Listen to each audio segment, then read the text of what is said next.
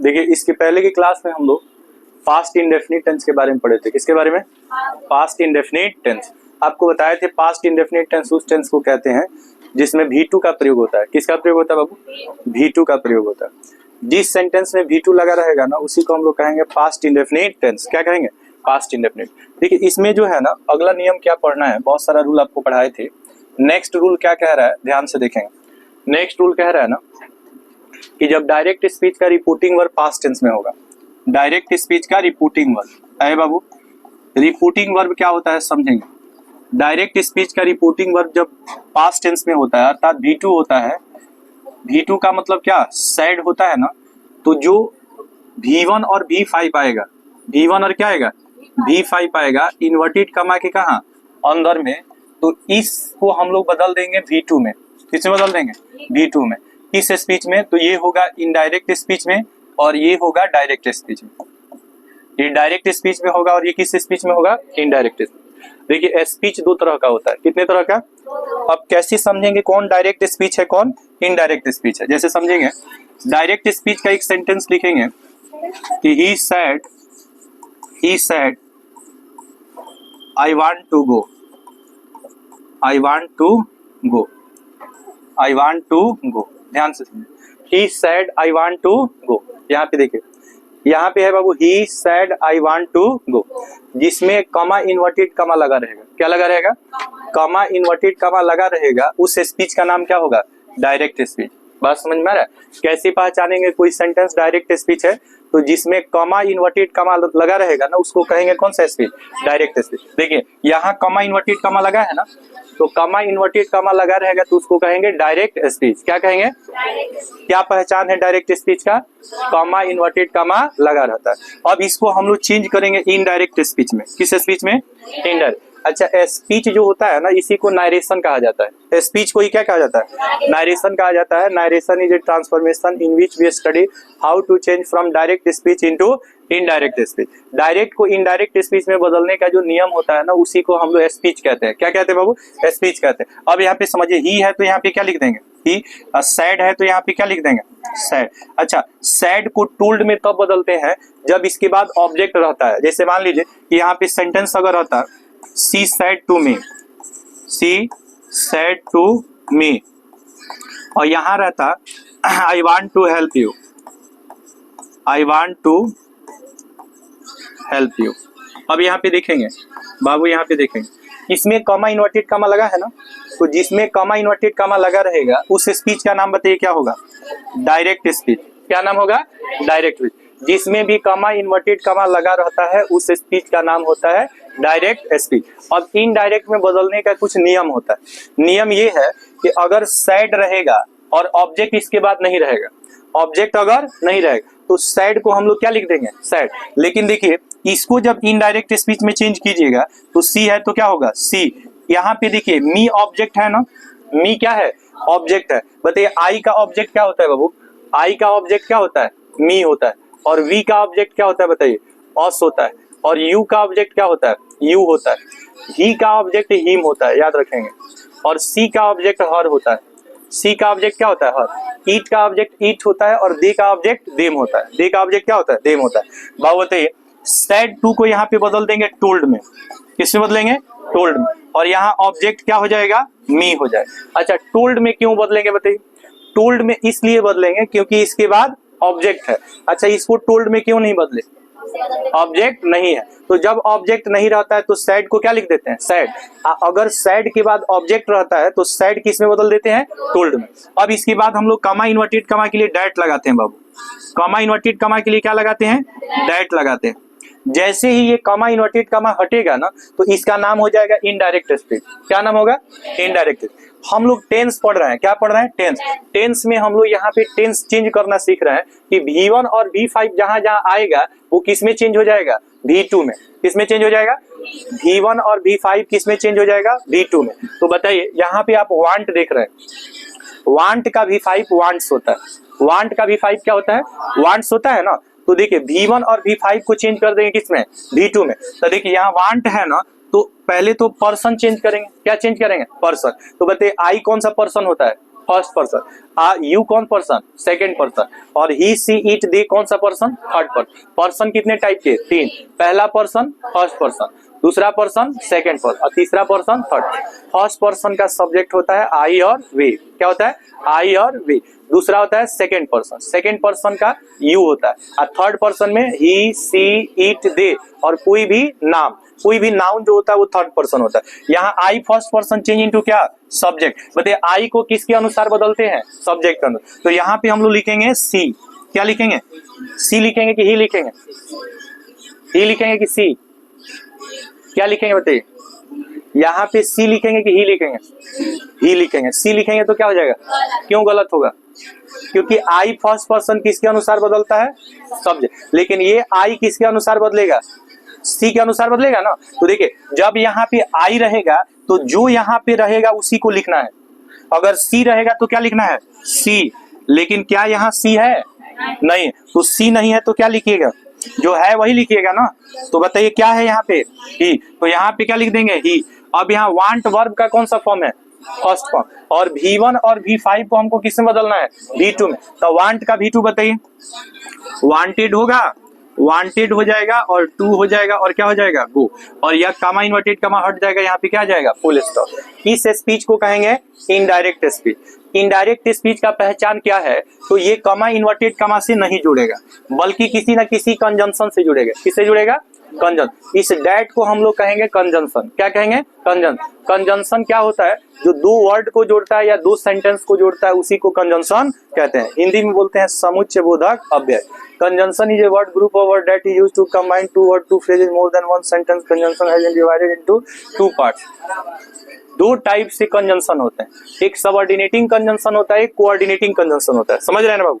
आई बताइए किसके अनुसार चेंज होगा, सब्जेक्ट के अनुसार। सब्जेक्ट क्या है पे, सी है। यहाँ पे भी वांट को हम लोग V2 में बदलेंगे तो बताइए क्या होगा, वांटेड होगा, और यहाँ पे टू हो जाएगा, यहाँ पे क्या होगा, हेल्प होगा। ये सेकंड पर्सन है, यू कौन पर्सन, सेकंड। नारेशन चैप्टर जब आप पढ़ेंगे ना तो आपको कहीं देखने को मिलता है 1 2 3 देखने को मिलता है ना।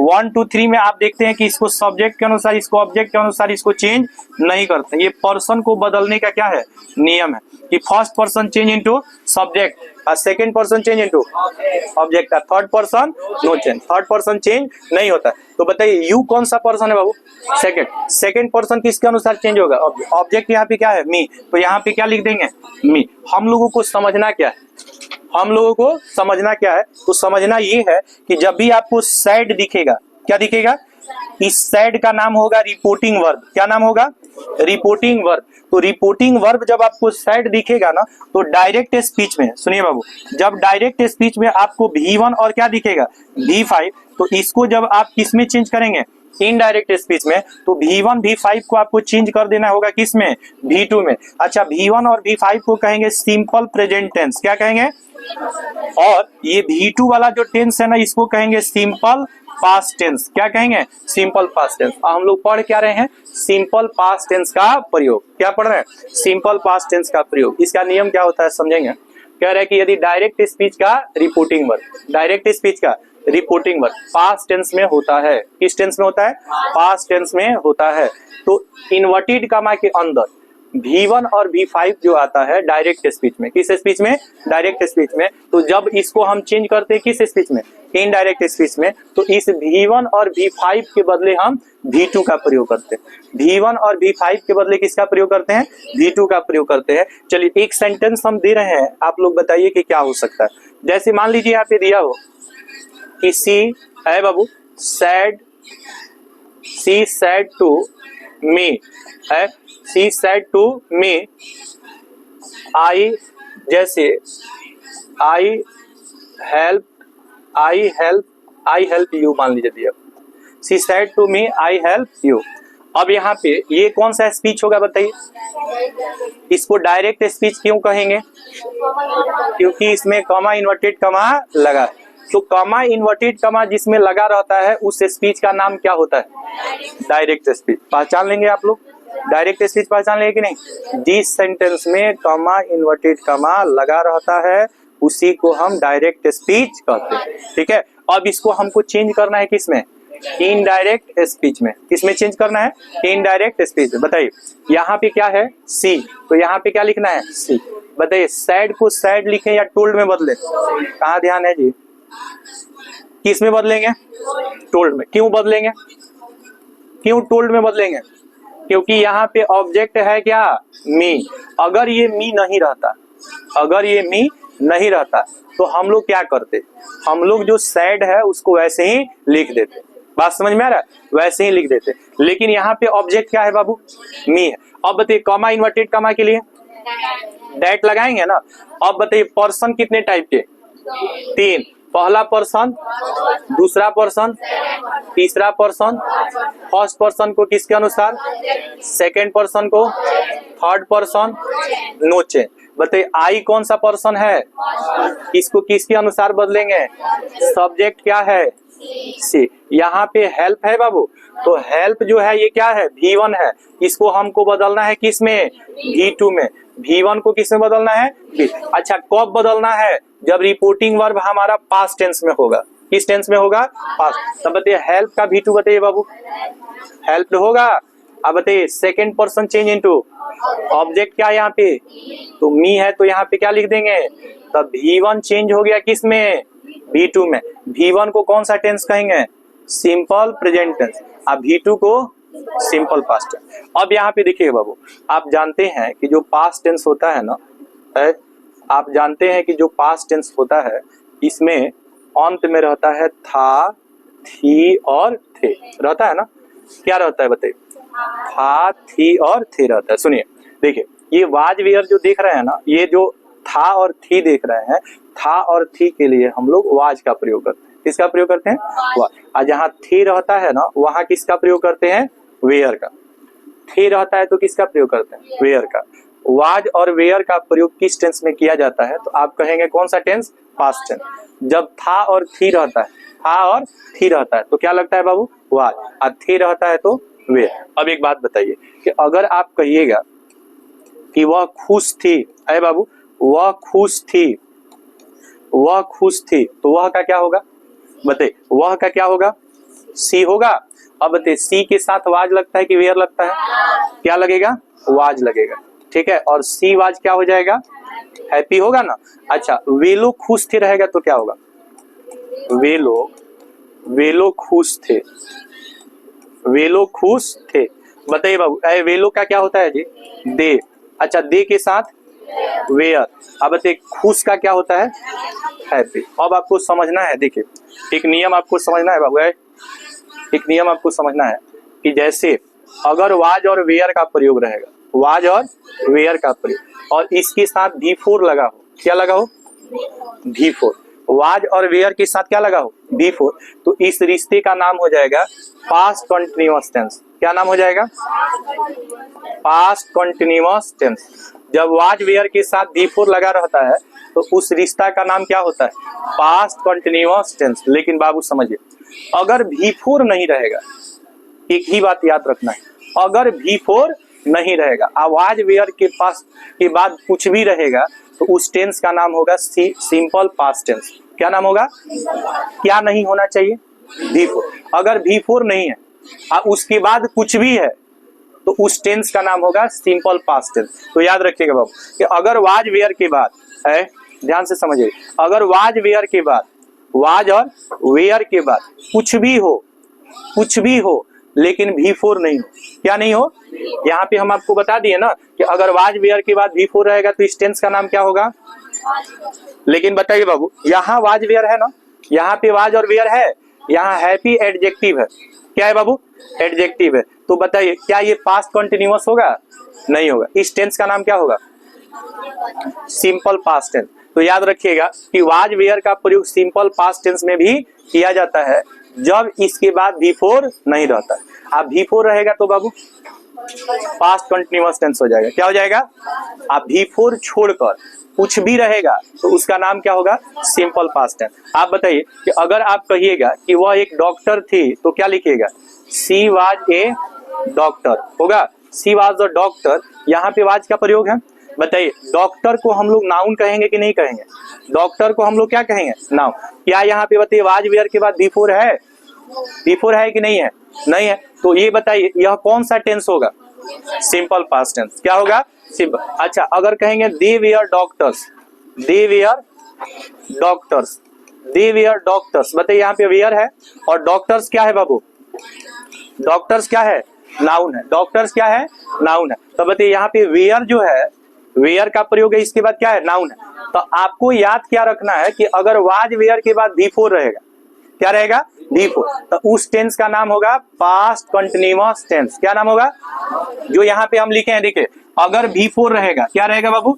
बिफोर तो आप लोग समझ रहे हैं, जैसे गो का बिफोर बताइए गोइंग, प्ले का बिफोर प्लेइंग, राइट का बिफोर राइटिंग। जिस वर्ब में आईएनजी लगा रहता है उसी को हम लोग क्या कहते हैं? बिफोर कहते हैं। क्या कहते हैं बाबू? बिफोर। बताइए अगर कहेंगे I was reading, I was reading, तब बताइए कौन सा टेंस होगा? पास्ट कंटिन्यूअस टेंस होगा ना। अगर कहें कि we were reading, we were reading, बताइए कौन सा टेंस होगा? Past continuous tense. अगर कहेंगे he was teaching, he was teaching, इसका अर्थ होगा वे पढ़ा रहे थे। ही वाज टीचिंग का अर्थ क्या हो जाएगा? वे पढ़ा रहे थे। वी वेयर रीडिंग मतलब हम लोग पढ़ रहे थे। He was playing, he was playing मतलब वह खेल रहा था। तो जब किसी सेंटेंस में रहा था, है बाबू, रहा था, रही थी और रहे थे आता है, रहे थे आता है, तो उसे कौन सा टेंस कहते हैं? Past continuous tense. लेकिन अगर बिफोर नहीं रहेगा, क्या नहीं रहेगा? बिफोर। चाहे इसके साथ कोई एडजेक्टिव आ जाए, क्या आ जाए बाबू? कोई एडजेक्टिव आ जाए, कोई नाउन आ जाए, कोई वर्ब आ जाए, वर्ब भी आएगा, कोई दिक्कत नहीं है, लेकिन क्या नहीं आना चाहिए? बिफोर। क्या नहीं आना चाहिए? बिफोर। इतना बात समझ में आया कि नहीं है? इतना बात समझ में आया?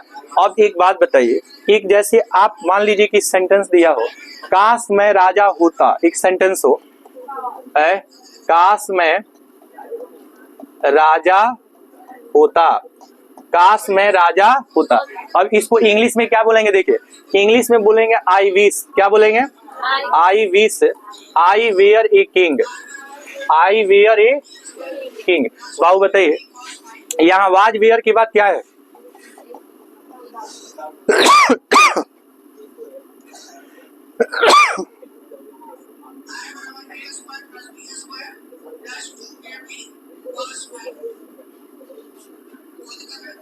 देखिए किंग, क्या किंग भी फोर है? नहीं, किंग आपका नाउन है। किंग क्या है? नाउन है। तो अब बताइए बाबू यहाँ वाज वेयर के बाद क्या है? नाउन है। तो जब वाज वेयर के बाद क्या रहेगा? नाउन रहेगा, तो इसे हम कौन सा टेंस कहेंगे बताइए? बाबू वाज वेयर के बाद नाउन रहेगा तो इस टेंस का नाम होगा सिंपल पास्ट टेंस। क्या नाम होगा? सिंपल। जैसे सुनिए, जैसे सेंटेंस दिया हो, काश मैं पक्षी होती, काश मैं पक्षी होती है तो आकाश में उड़ती, आकाश में उड़ती है। काश मैं पक्षी होती तो आकाश में उड़ती। इंग्लिश में बोलेंगे आई विश आई वेयर ए क्या?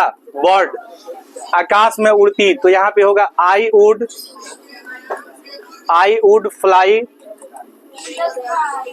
In the sky. सुनिए बाबू बताइए, सुनिए यहाँ पे आप क्या देख रहे हैं? यहाँ पे क्या है? वेयर। बर्ड क्या है बाबू? नाउन है। क्या ये पास्ट कंटिन्यूअस टेंस होगा? नहीं होगा। पास्ट कंटिन्यूअस टेंस नहीं होगा। तो ये बताइए कौन सा टेंस होगा? Simple past tense. क्या होगा? Simple past tense. देखिए पास्ट कंटिन्यूअस टेंस एक ही केस में होता है, पास्ट कंटिन्यूअस टेंस एक ही केस में होता है कि अगर वाज और वेयर के बाद, वाज और वेयर के बाद क्या हो? बिफोर। वाज वेयर के बाद बिफोर हो तो इस टेंस का नाम पास्ट कंटिन्यूअस टेंस। अगर वाज वेयर के बाद है बाबू, चाहे V3 हो, चाहे कोई एडजेक्टिव हो, चाहे कोई क्या हो? नाउन हो, तब इस टेंस का नाम क्या होगा बताइए? Simple past tense. क्या नाम होगा? Simple past tense. बताओ बाबू, आपको बताना है कि जैसे काश मैं राजा होता, काश मैं राजा होता, इसका इंग्लिश क्या होगा? I wish I were a king.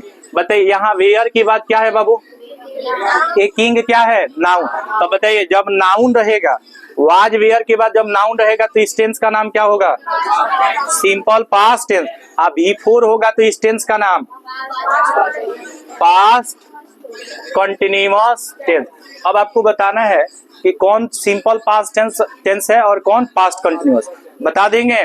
जैसे बताइए अगर आप कहिएगा कि I was a student, I was a student, और एक सेंटेंस हो I was reading, I was reading, बताइए कौन पास्ट कंटिन्यूअस है, ऊपर वाला क्या है, सिंपल पास्ट टेंस, और ये पास्ट कंटिन्यूअस टेंस है। सुनिए बाबू, जैसे मान लीजिए दिया हो I wish she were an S P, और दिया हो she was helping me, she was helping me. बताइए बाबू है कौन इसमें सिंपल पास्ट टेंस होगा, बताइए वेयर के बाद यहाँ एन एस पी क्या है, नाउन है ना। तो जब वाज वेयर के बाद नाउन रहेगा क्या रहेगा, तो इसका नाम क्या होगा, सिंपल पास्ट टेंस। अब बताइए वाज वेयर के बाद अगर बिफोर रहेगा तो क्या होगा, पास्ट कंटिन्यूअस टेंस।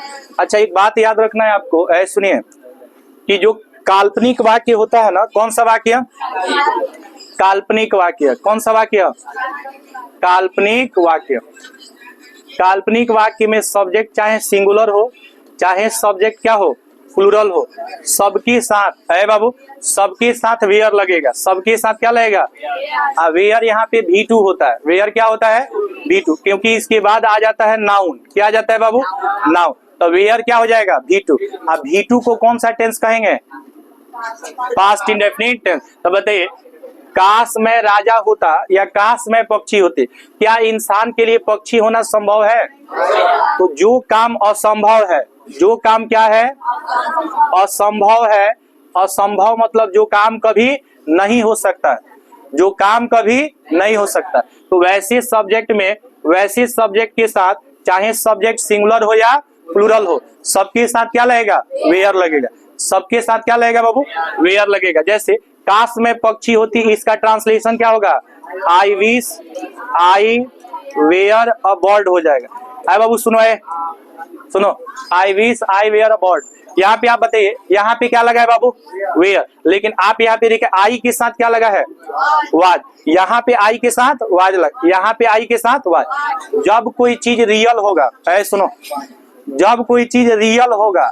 संभव होगा, तो उसमें वाज लगता है, और जब कोई चीज रियल नहीं होगा, असंभव होगा, तो चाहे कोई भी सब्जेक्ट होगा उसके साथ क्या लगेगा, वेयर लगेगा, कोई भी सब्जेक्ट रहेगा उसके साथ वेयर लगेगा। बात समझ में आया। और इस तरह से आपका सिंपल पास्ट टेंस क्या हो गया, खत्म, सिंपल पास्ट टेंस क्या हो गया, खत्म हो गया। बात समझ में आया, सिंपल पास्ट टेंस खत्म हो गया। नेक्स्ट क्लास में हम लोग पढ़ेंगे पास्ट कंटिन्यूअस टेंस, ठीक है। इसको सेव कर दो, अर्षित सेव कर दो।